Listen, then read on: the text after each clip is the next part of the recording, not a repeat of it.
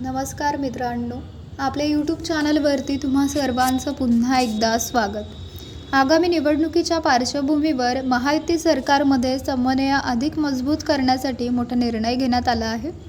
भाजप, शिवसेना, शिंदे गट आणि राष्ट्रवादी काँग्रेस, अजित पवार गट यांच्यातील मतभेद टाळण्यासाठी आणि निर्णय प्रक्रियेला गती देण्यासाठी 6 वरिष्ठ नेत्यांची उच्चस्तरीय समन्वय समिती गठीत करण्यात आली आहे। या समितीत प्रत्येक पक्षातून 2 अनुभवी आणि प्रभावी नेत्यांचा समावेश करण्यात आला आहे। भाजपाकडून चंद्रशेखर बावनकुळे आणि गिरीश महाजन यांना स्थान देण्यात आले आहे।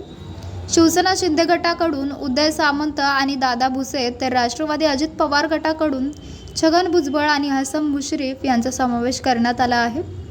ही समिती तिन्ही पक्षांमधील समन्वय, धोरणात्मक निर्णय आणि निवडणूक जाहीर तयारी यावर लक्ष केंद्रित करणार आहे। तसेच स्थानिक पातळीवरील वाद आणि जागा वाटपातील तिढे सोडण्याचे कामही या समितीकडे असणार आहे।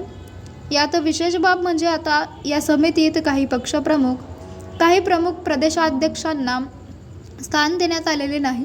त्यामुळे संघटनात्मक जबाबदारी आणि निर्णय प्रक्रिया अधिक वेगवान करण्याचा प्रयत्न करण्यात आल्याचे राजकीय वर्तुळात मानले जात आहे। दर 15 दिवसांनी या समितीची बैठक होणार असून आवश्यकतेनुसार तातडीच्या बैठका देखील घेतल्या जातील।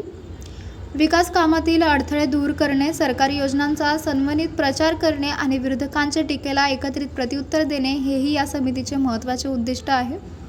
मुख्यमंत्री आणि दोन्ही उपमुख्यमंत्री अंतिम निर्णय घेण्यापूर्वी या समितीच्या शिफारशी विचारात घेतील असे स्पष्ट करण्यात आले आहे। महायुतीतील या नव्या समन्वय यंत्रणेमुळे राजकीय रणनीती अधिक मजबूत होणार असल्याचे मानले जात आहे। तर मित्रांनो, आपल्याला काय वाटते? आपली प्रतिक्रिया आम्हाला कमेंट बॉक्सच्या माध्यमातून नक्कीच कळवा।